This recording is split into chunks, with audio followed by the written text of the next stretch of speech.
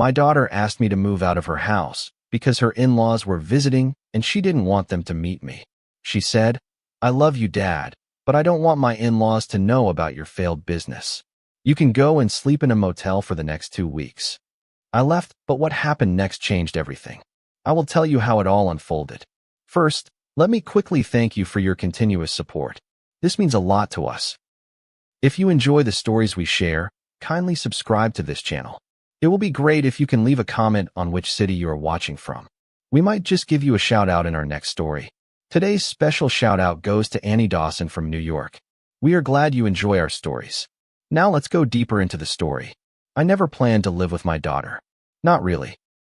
When I handed her the keys to that white brick colonial on Maple Drive, the house with the wraparound porch and the red maple tree in the front yard, it was supposed to be her wedding gift, a symbol of love, of pride, of a father's faith in his only child's future. Back then, my business was thriving. I owned 3 dry cleaning franchises across the state, had built them from nothing but a loan and a stubborn sense of discipline. Money wasn't a problem. In fact, it was embarrassingly abundant.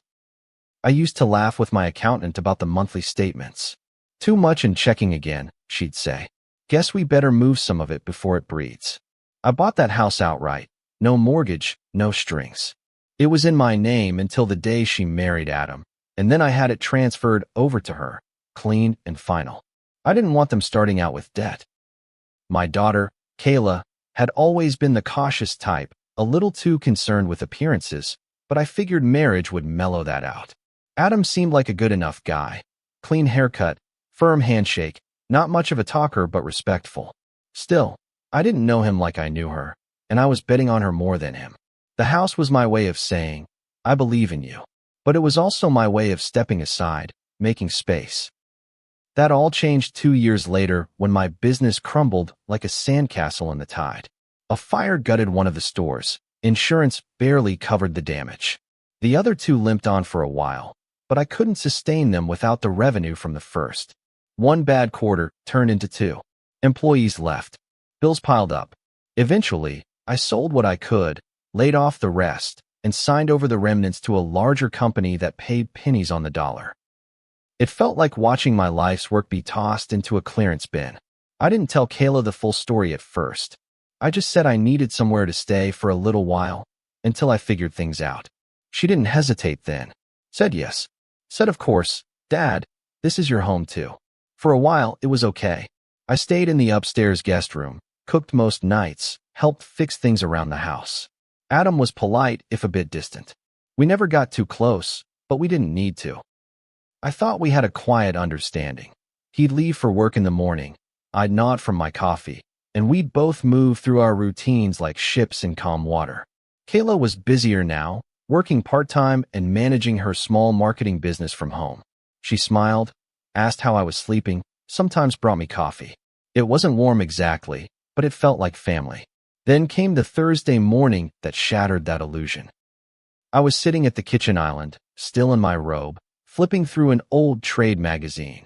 Habit, I guess, when Kayla came in, face painted with that uncomfortable, hesitant smile I hadn't seen since she was a teenager about to confess a lie. "Dad, can we talk for a minute?" she said, eyes darting past me to check the hallway. "It's about next week." I turned to her, already uneasy. "What about it?" "My in-laws are coming to stay for a couple weeks. They'll be here on Saturday." She took a deep breath and folded her hands in front of her. "And I think it might be better if you weren't here when they arrive." I blinked. "Better? Not forever," she said quickly. "Just while they're visiting. You know how they are, Dad. Very traditional. Image conscious." "And what image exactly are we protecting?" I asked, though I already knew. She looked down. "It's just, I don't want them asking questions about you. About the business, why you're here. It would make things awkward for Adam. For Adam, not for her." I stared at her for a long moment. She couldn't hold my gaze. "I love you, Dad," she added, too late and too light. "But I don't want my in-laws to know about your failed business. You can go and sleep in a motel for the next 2 weeks. I'll pay if you need help." I didn't say anything. I couldn't. There was a ringing in my ears, like a siren behind glass. I just nodded slowly, pushed my magazine aside, and stood up. My body moved on autopilot. I packed that night in silence. One suitcase, one duffel. I left the framed photo of her 6th grade graduation on the nightstand. I didn't want to see it anymore. She hugged me at the door. "Thank you for understanding," she said. Her perfume smelled like lemon. I didn't hug her back. Out on the sidewalk, with my bags at my feet and the porch light behind me, I looked up at the second-floor window, the one that used to be my room, and realized something that chilled me. I had become a guest in the house I bought, and not even a welcome one. The motel smelled like mildew and forgotten cigarettes. The kind of place where the vending machine buzzed louder than the TV, and where every wall had a story better left untold. I checked into room 118, dragging my bags across cracked linoleum with one hand, clutching a folded receipt in the other. It was the cheapest place I could find within driving distance of Maple Drive. $45 a night if I didn't ask questions. The clerk barely looked up. He just slid me the key like he was passing me a shovel at a burial. That first night, I sat on the edge of the stiff mattress, staring at the muted television while the late news rolled through headlines I didn't care about. My phone lay face down on the chipped side table, silent, cold. I hadn't texted Kayla. I hadn't told anyone. The humiliation sat on my chest like a brick. I replayed her words again and again. "I don't want them to know about your failed business," like a cruel mantra, each time cutting deeper. She said it so casually, like we were just rearranging furniture or rescheduling lunch. But this wasn't scheduling. This was exile. I spent the next few days walking. Just walking. I wandered through old parts of town I hadn't visited in years, past the strip mall where my first store once stood, now a discount liquor warehouse. Past the lot where I used to meet vendors for breakfast burritos and talk margins over styrofoam coffee. It was like tracing the ghost of my former life. Every corner held a memory, and each one felt just out of reach, like I could almost touch it if I just moved fast enough. But of course, that life was gone. I wasn't the man who wore pressed shirts and made payroll with a confident smirk. I was the man who got kicked out of his daughter's house because his failures were inconvenient. By the third night, something inside me cracked, not from anger, but from fatigue. I hadn't slept properly. My back ached from the motel bed, and my pride ached from something deeper. I sat in the room's only chair, lights off, staring at my reflection in the dark television screen. It was the first time in my life I felt truly disposable, and that scared me more than anything. That's when the phone rang. At first, I didn't move. I figured it was a robocall, maybe a wrong number. But something in me stirred, curiosity, maybe desperation. I picked up. "Hello." There was a pause, then a familiar voice. "Ray? That you?" It was Bill Mercer, an old client from my heyday. We hadn't spoken in over a year. "Bill," I said, clearing my throat. "Yeah, it's me. What's going on?" He chuckled. "I've been trying to find you. You disappear or something. Heard the store's closed." I hesitated. "Yeah, things went south." "Well, listen," he said, his voice turning serious. "I've got a problem on my hands. Supplier bailed last minute, and I need someone I can trust to handle a high-volume fabric treatment contract. You still in the game?" I blinked. "Was I?" "I can be," I said. He gave me the rundown. A 6-month contract worth $500,000. I'd have to scale quickly, subcontract parts of it, but he trusted me to oversee the quality. Said he remembered how I handled things. Clean, efficient, no excuses. "Can you start next week?" he asked. My throat tightened. I looked around that dingy motel room. The flickering lamp, the stained wallpaper, the battered suitcase in the corner, and something in me shifted. "Yes," I said. "I can start." When the call ended, I sat there in silence. Then I laughed. It started small, a dry chuckle, but grew into a deep, rag sound I hadn't heard in months. It wasn't joy exactly. It was release. Something in me had been waiting for permission to stand up again. That call gave it to me. The next day, I made a list. I called a few old contacts. Most were eager to work with me again. Some asked what happened. I kept it vague. Took a hit, back on my feet now. I didn't want sympathy. I wanted leverage. Within 48 hours, I had a workspace rented. A modest team lined up. Equipment leased. I was back. Not fully. Not yet. But the gears were turning. On the 5th day, I checked out of the motel. I left the key on the dresser, didn't even look back. I drove across town to a small, one-bedroom rental I found through a friend. It wasn't much, worn carpet, creaky floors, but it had sunlight in the mornings and a kitchen that didn't reek of despair. I signed the lease that afternoon. I didn't call Kayla, didn't update her on anything. I figured she'd hear eventually, word gets around. Maybe she'd think I was still nursing wounds in some cheap roadside inn, eating vending machine dinners, and wallowing in shame. Good. Let her think that. Because while she was managing appearances for her in-laws, I was managing a comeback. One that wouldn't involve her this time. The new place didn't smell like success. It smelled like mildew and air freshener, but it was mine. There was something sacred about having a space that belonged solely to me again. I hung my old grand opening plaque in the hallway, not because I was proud of the past, but because it reminded me of what I'd built once, what I could build again. The days blurred together with work, phone calls, site visits, invoices, logistics. The contract from Bill wasn't just a lifeline, it was a ladder, and every rung I climbed felt like a middle finger to every person who thought I was finished, including my daughter. Especially her. My phone started buzzing more often, not with spam calls or collection agencies like before, but with opportunities. A supplier in Ohio remembered how I handled his urgent order years ago. A former competitor wanted to collaborate. By the end of the second month, I had 3 contracts active and a pipeline strong enough to float a small team. I hired 2 technicians, rented a larger workspace, and paid myself a modest salary, just enough to breathe. But even as things picked up, I moved quietly. No social media posts, no announcements. I didn't want Kayla or anyone else reaching out of curiosity. I was done playing the fool who advertised his wins for people to applaud only when it suited them. This time, I built in silence. And in that silence, I found a peace I hadn't felt in years. Then came the text. It was short. No greeting. Just, "Hey Dad, can we talk?" I stared at it for a long minute. Part of me wanted to ignore it, pretend I'd changed my number or left the country.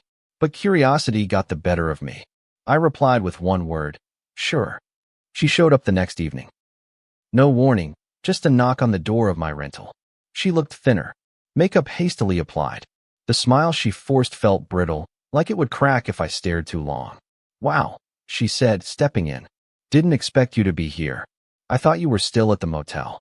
I closed the door behind her. "That was months ago." She nodded, eyes drifting to the furniture. "Looks cozy. It works." We stood there for a moment in the tension of unfinished business.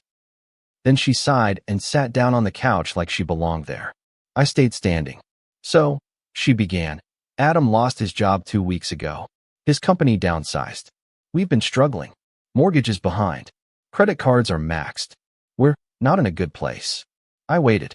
She looked up at me, brows pinched. "I was wondering if you could maybe help. Just until things stabilize." There it was. The ask. I let it sit in the air like smoke. She fidgeted with her bracelet. "You always said family comes first. And I know things weren't great between us before. But you're doing okay now, right?" I finally spoke. "You remember the day you asked me to leave?" Her face stiffened. "Dad, I didn't mean it like you said. I don't want my in-laws to know about your failed business. You said I should sleep in a motel so your husband wouldn't be embarrassed. That was different." "No," I said, voice sharper now. It was very clear. She blinked, stunned by my tone. "I bought that house for you," I continued. "I handed you the keys without conditions. And the first time life got hard for me, you showed me the door. Now life's hard for you, and I'm supposed to forget that." She opened her mouth, but nothing came out. "I'm not angry," I said. "I'm just done being convenient. Go to your in-laws. See if they'll help. After all, they never had to meet the failure, right?" Her face flushed with a mixture of shame and frustration. "So you're punishing me?" "No," I said. "I'm protecting myself." She stood, eyes glassy. "I thought you were better than this." I looked at her evenly. I was. And that's what got me kicked out of my own gift. She didn't slam the door when she left. She closed it quietly. But the silence that followed was loud. I thought that would be the end of it. She walked out of my life the same way I had walked out of hers months earlier, quietly, bitterly, with more pride than love left in the room. But family drama doesn't die in silence. It echoes in kitchens, car rides, and phone calls. Within days, the whispers started. I didn't hear them directly at first. It was my sister, Marlene, who called me on a Sunday morning, her voice already loaded with judgment. "I heard from Kayla," she began, wasting no time on pleasantries. "She says you refused to help, that you turned your back on your own daughter." I sighed, staring at my coffee. "Did she tell you why?" "She said you're holding a grudge, that you're making her pay for something she said when she was stressed." "Marlene," I said evenly, "I didn't just refuse. I reminded her who paid for that house. I reminded her that I wasn't good enough for her in-laws. And I told her to ask them for help now." She was quiet for a moment. "Still, she's your daughter." "No," I snapped, louder than I meant to. "She's a grown woman who made a choice. And now she gets to live with it." I could hear the disapproval in her silence, and for the first time, I didn't care. For most of my life, I played the good guy, the generous uncle, the reliable father, the man who always showed up. I showed up until there was nothing left of me to bring. And the moment I needed something, understanding, grace, a damn place to stay, my daughter acted like I was some stain she needed to hide from her dinner guests. Later that week, the fallout grew legs. One of Kayla's friends, a loudmouth named Bree who never liked me, posted something cryptic on Facebook. Interesting how some people only love their family when it's convenient. The comments flooded in, full of sympathy and speculation. I didn't respond. I didn't need to. But I saw the messages multiply. Cousins I hadn't heard from in years reached out, some cautiously asking if I was okay, others gently hinting that maybe I should reconsider. They all talked like I'd slammed a door in a crying child's face. None of them knew the full story. And frankly, I didn't know them one. The most surreal part was when Adam, her husband, called me. It was the first time he'd ever reached out directly. His tone was polite, overly so, like he was trying not to step on a landmine. "Mr. Thompson, I just wanted to talk man to man," he said. "Kayla's been really upset, and I know things have been tense." I let him talk. "I just think maybe we all said things we didn't mean. Maybe it's time to let bygones be bygones." There it was, that word again. Bygones. As if asking your father to disappear so you don't look bad is the same as a misplaced birthday card. I said nothing for a few seconds. Then, "Adam, when she asked me to leave, did you say anything?" He hesitated. "It wasn't my decision, but you stood by, didn't you?" He sighed. "Look, I didn't think it would blow up like this. I just want our family to move forward." "I did move forward," I said coolly. "I moved out. Then I moved up." Silence. I ended the call without another word. I wasn't going to entertain damage control disguised as diplomacy. The turning point came 2 days later at the grocery store. I was picking up vegetables when I ran into Mrs. Green, an old neighbor from Maple Drive. She blinked when she saw me, then gave a cautious smile. "Oh, Raymond, I heard about everything." "Did you?" I said dryly. She nodded, voice lowering. "I just want to say, I think what she did was wrong. You always took care of her. And asking you to hide like that? Shameful." I looked at her, surprised. "You're the first person who said that." She gave me a gentle shrug. "People talk, but not everyone agrees with what's being said. I raised 3 kids, and I always told them, you don't throw away people just because they're struggling, especially not your father." Her words hit deeper than I expected. I thanked her and walked out of that store, standing a little taller. That night, I made peace with the fallout. If Kayla wanted to paint me as cold, let her. If the family wanted to gossip, let them.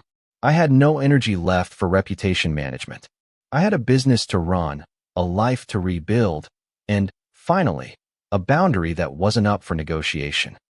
I didn't expect to become a topic of conversation, but when families fracture, the silence is never quiet. It's filled with insinuations, backchannel gossip, and awkward smiles that carry unsaid things. My phone didn't stop buzzing for nearly a week, not with concern, but with tension masked as curiosity. People I hadn't spoken to in years were suddenly checking in, not to ask how I was doing, but to sniff around, to see if the story matched Kayla's version. Apparently, she'd started telling people that I'd turned my back on her when she needed me most. painting me as some bitter old man unwilling to help his struggling daughter and son-in-law in their moment of crisis. She never mentioned the motel, never mentioned the shame. She edited the past like it was inconvenient footage from a home movie. The story spread fast. At church, I noticed fewer people made eye contact. My old friend Charlie, who used to sit with me during Sunday service, gave me a stiff nod and turned his back. I didn't bother explaining. I didn't have the energy to defend myself to people who only saw what they wanted to see. Let them think what they wanted. I wasn't in the business of salvaging reputations anymore. But what surprised me, truly surprised me, was who showed up instead. One afternoon, I heard a knock at the office door. I expected a delivery. Instead, it was Caleb. My former employee, one of the junior techs I'd trained years ago, now running a small cleaning outfit of his own. He looked older, a little heavier, but his eyes still carried that eager spark. "Mr. Thompson," he said, grinning. "Heard you were back." I invited him in, made coffee, and we sat at my cluttered desk, surrounded by invoices and fabric swatches. "I saw Kayla at the bank last week," he said, stirring his cup. "She mentioned things were rough. Told me you wouldn't help them." I raised an eyebrow.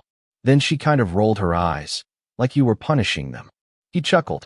"I didn't say anything. But I remembered how you paid me out of pocket that Christmas we got snowed in and lost power. You didn't have to, but you did. That wasn't punishment. That was loyalty." I looked at him, unsure of what to say. "I just wanted you to know," he added. "Some of us remember." After he left, I sat for a long time at my desk. That conversation stayed with me. It reminded me that reputation isn't what people say when you're around. It's what they remember when you're gone. And I realized something else too. My daughter didn't just ask me to leave her home. She tried to erase the part of me that had given her that home to begin with. When things went wrong, I wasn't part of the image she wanted to maintain. Now that her image was cracking, she wanted the man behind the curtain to step forward and fix it. Too late. The final straw came through my cousin Donnie, a loudmouth with too much time and too few filters. We ran into each other at the hardware store. He clapped me on the back like we were war buddies. "Heard the young lady's house might be on the market soon," he said with a smirk. "Some kind of foreclosure rumor. Damn shame, ain't it?" I kept my face still. "It is. She's probably hoping Daddy Warbucks'll swoop in again," he added. "She might be disappointed," I said. He gave a low whistle. "Well, I'll be. You finally grew a spine." That night, I drove past the house on Maple Drive. I hadn't done it since I left. The red maple in the front yard had grown taller. The porch light was off. For a moment, I considered stopping, knocking, asking to speak. But then I remembered the weight of that motel room, the chill in her voice when she asked me to go. That house used to be a symbol of my love. Now it was a monument to my mistake. I kept driving. The truth was, I hadn't abandoned my daughter. She'd abandoned me the day she measured my worth by my bank account. And now that I had won again, I wasn't going to trade it for proximity to someone who only loved me when it was easy. I wasn't the villain in this story. I was just done being cast as the background character in someone else's narrative. There's a stillness that comes after you decide to stop justifying your pain to people who've never felt it. Not a bitter silence. Just a clean one. Like the kind you hear early in the morning before the city wakes up, when all the noise has finally run out of things to say. That's what life started to feel like after I stopped responding to the calls, the texts, the carefully worded guilt trips wrapped in family concern. I didn't argue anymore. I didn't explain. I didn't defend. I just lived. And that felt like enough. The business continued to grow. Not explosively, but steadily. Bill's contract led to another, and then another. By the end of the year, I had a small team of 6, a renovated office space with clean walls and a new espresso machine, and a calendar booked 3 months out. I wasn't rich, not like before, but I was secure, and I was doing it on my terms. I still drove a modest car, still wore the same watch I had before I lost everything. The only thing that changed was the way I carried myself. With intention, with limits. Kayla tried to reach out again. Around Christmas, she sent a card. No note. Just a family photo, her, Adam, and their 2 kids in front of a bare tree with a handwritten caption, "Wishing you warmth and peace this season." I stared at that photo for a long time. The kids looked older. I hadn't seen them in over a year. I wondered if they remembered me, if they asked about Grandpa and what story they'd been told. I didn't send anything back. It wasn't out of cruelty. It was clarity. You don't give the key to your peace back to someone who once locked the door in your face and told you to find another place to sleep. Love, I'd come to learn, is not unconditional when respect has been forfeited. One night in February, I got a call from Marlene. Her tone was gentler this time. No scolding, no side-taking. She's losing the house, she said quietly. Kayla's been trying to sell, but the market's bad. Adam's working part-time, but it's not enough. They're moving into an apartment next month. I closed my eyes. I just thought you should know. Thanks, I said. She's still your daughter, Ray. And I'm still her father, I replied. But I'm not her crutch. We said goodbye, and I sat in the dark for a while, listening to the hum of the heating unit. I felt a lot of things in that moment. Grief, sure, because no father dreams of this kind of distance. But also relief. Because for the first time, I wasn't confusing forgiveness with sacrifice. I had nothing to prove, and nothing left to offer someone who only remembered me when it was convenient. A week later, I did something small, quiet, a kind of closure for myself. I drove by Maple Drive one last time. The yard was overgrown, paint peeling around the windows. There was a for sale sign half sunken in the front lawn. It looked like a house that had stopped being a home long ago.